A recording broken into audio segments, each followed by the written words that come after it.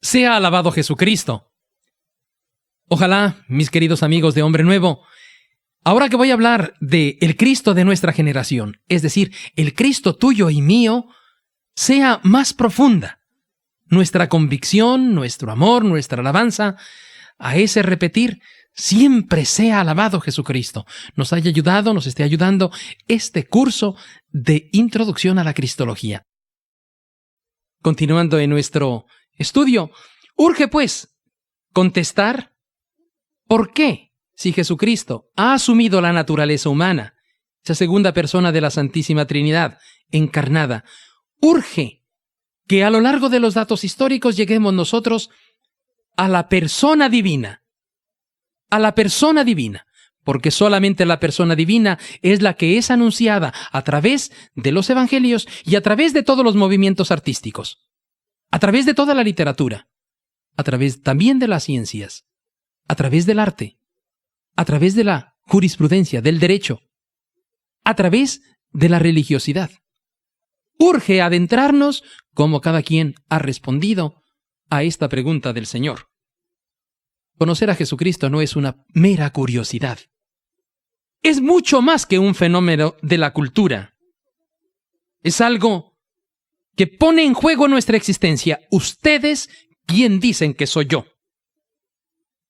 Porque con Jesús no ocurre lo mismo que con los demás personajes históricos. Que César haya pasado un río para después dirigirse a Roma, eso no cambia la vida de ninguno de nosotros. Que Carlos V fuera el emperador de Alemania, nos deja a nosotros indiferentes. Nadie, por conocer a Napoleón, entregará su vida y se irá a predicar la vida, la enseñanza, las hazañas de Napoleón en una aldea oculta de África. Se van a predicar dejando su vida y dejando su patria porque creen en Jesucristo nuestro Señor. Jesús es pues el único que exige respuestas absolutas, respuestas que comprometan la vida.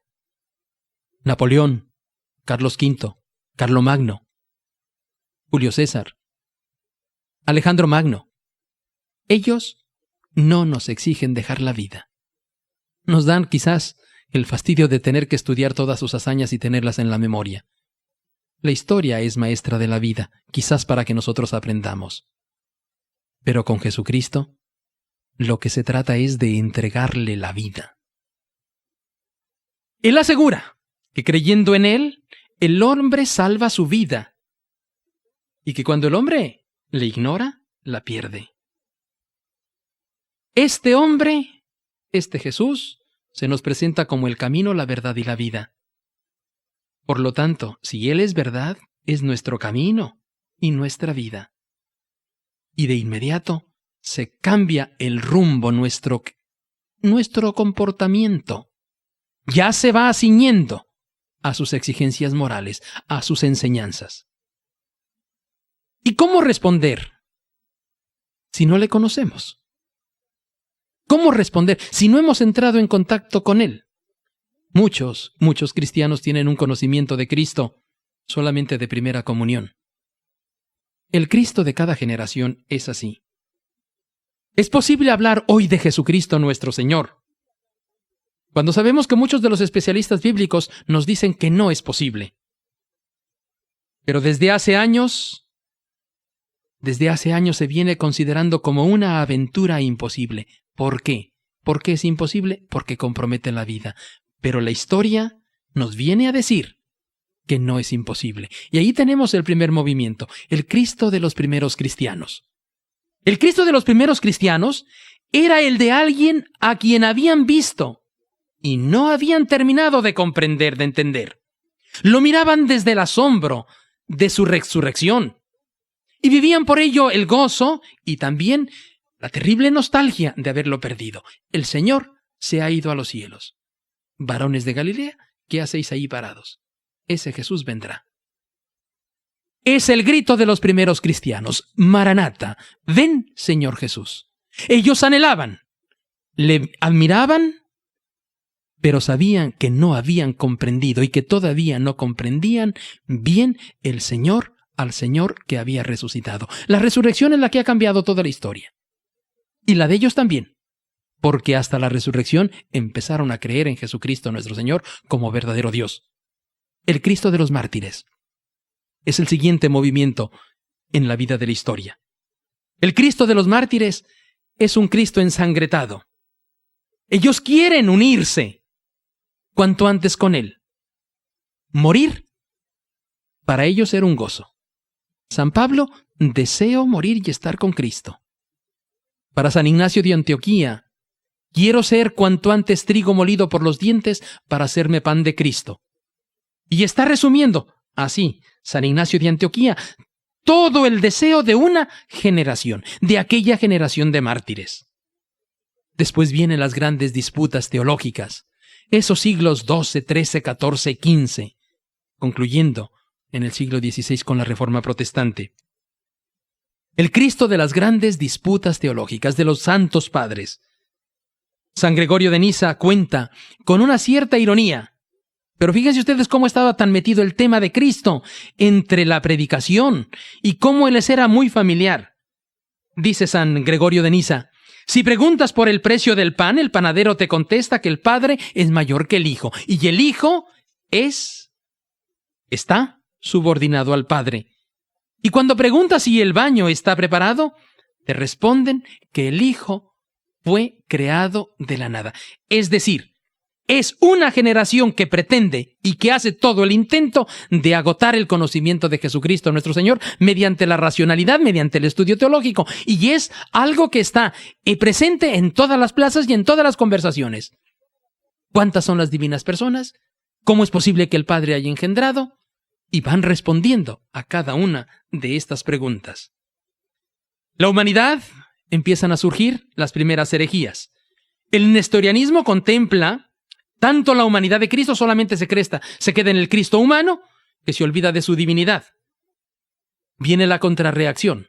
El monofisismo reacciona contra este peligro y dice, Jesús es Dios, pero no es hombre. Más bien, es simplemente como que ha tomado una vestidura, pero en realidad no es. Es como si pusiéramos un saco sobre la divinidad, parece hombre, pero no es hombre, es solamente Dios. Y ahí van a llegar a decirnos, en Cristo, como síntesis de estas disputas entre Nestorio y Eutiques, en Cristo hay una persona, la segunda persona de la Santísima Trinidad. Y esta segunda persona tiene dos naturalezas, naturaleza humana y naturaleza divina. Perfecto Dios y perfecto hombre, en la segunda persona de la Santísima Trinidad. Este es el Cristo de las grandes disputas teológicas. Así pues, resumimos. Segunda persona de la Santísima Trinidad, dos naturalezas, humana y divina. Este es el resumen de la única fe, de la fe católica. La humanidad la cristiandad desde el punto de vista ecuménico no está dividida. Ha profesado una fe sólida en una persona, segunda persona de la Trinidad, con dos naturalezas, humana y divina. Lo que reste ya de interpretación serán ver cómo son las acciones de este hombre Dios. Pero eso nos llevaría y nos alejaría mucho de lo que ahora estamos tratando. Vayamos ahora al Cristo de los bizantinos. El Cristo de los bizantinos es el terrible Pantocrátor. Pantocrátor significa el juez universal.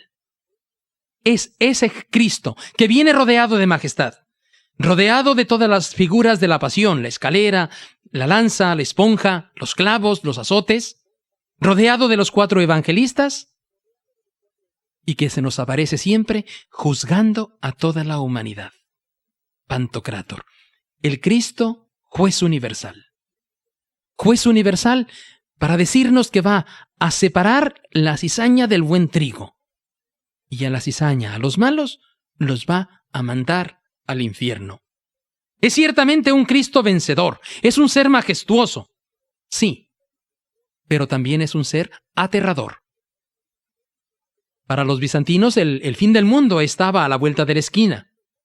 Olfateaban que pronto su imperio quedaría solamente en ruinas, y buscaban un ciclo de oro en todos esos mosaicos que iban ellos dejando ahí en los ábsides de las iglesias. Y en esos ábsides llenos de oro aparecía solamente la figura de Cristo, juez universal. ¿Cómo lo veneraban? ¿Cómo lo temían? Majestad, belleza, pero también algo aterrador. El Cristo medieval es el Cristo caballero. Es el Cristo por el que se empezaban a dejar casas, madres, esposas, para ir a rescatar los lugares sagrados. El Cristo que entusiasmaba tanto que había que dejar todo porque había que correr una aventura divina. El Cristo de la Reforma Católica. Mientras los santos empiezan a buscar en las entrañas de Cristo por los caminos de la contemplación y el amor, así por ejemplo, Juan de la Cruz se adentra por los caminos de la contemplación de la nada. Cuando se le apareció Cristo, ¿qué pides de mí? ¿Qué te puedo dar yo? Por todo lo que tú haces al entregar mi vida, le preguntaba Cristo a San Juan de la Cruz, y éste le responde: padecer y morir contigo. Lo mismo Santa Teresa, lo mismo San Ignacio de Loyola. San Ignacio de Loyola le va a buscar más por los caminos de la obediencia a Pedro, el jefe de los apóstoles, el vicario aquí en la tierra.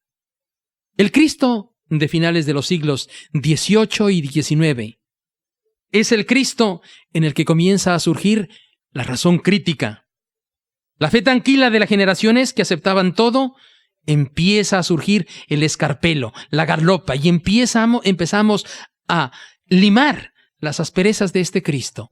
Ya es un Cristo que pasa según la concepción humana. He expuesto a lo largo de estos segmentos el pensamiento de los racionalistas. Cómo se interpretaba como mito, como leyenda. Lleguemos, finalmente, al Cristo de nuestra generación. En 1971, en Norteamérica, en los meses en que estalló la Jesus Revolution, miles de jóvenes se agrupaban gozosos de llamarse el Ejército Revolucionario del Pueblo de Jesús. El Evangelio se había convertido para ellos en un libro rojo. Lo empuñaban, lo levantaban. Jesús es mi Señor. O sonríe, Dios te ama. Frases que todavía las encontramos escritas en los grafitis de nuestras grandes ciudades. En los coches aquí en California se leían mensajes como el siguiente: si tu Dios está muerto, acepta el mío. Jesús está vivo. Por las calles nos tropezamos todavía en Hollywood con muchachos que van cargando una cruz o que llevan una cruz estampada en la camiseta. O que nos señalan con el dedo levantado hacia lo alto el único camino. Jesús salva. Jesús el único Salvador. Así, cada generación ha ido respondiendo a la persona de Jesucristo nuestro Señor. ¿Cómo lo tomamos nosotros? ¿Cómo me llega a mí esa pregunta directa de Jesús? A mí, hombre del tercer milenio. ¿Y tú? ¿Quién dices que soy yo? ¿Terrible? ¿Majestuoso? ¿O simplemente un eslogan publicitario? Acepta mi Dios que está vivo. Está vivo, pero ¿es verdaderamente un Dios o un eslogan de la moda? ¿O un movimiento simplemente? Cuando en la ciudad de Chicago se reunieron aquellos grupos de jóvenes y depositaron ante la policía, como dejando su limosna, drogas y jeringuillas. La policía no salía de su asombro cuando escuchaban aquel grito: «Polis, Jesús os ama, Jesús os quiere».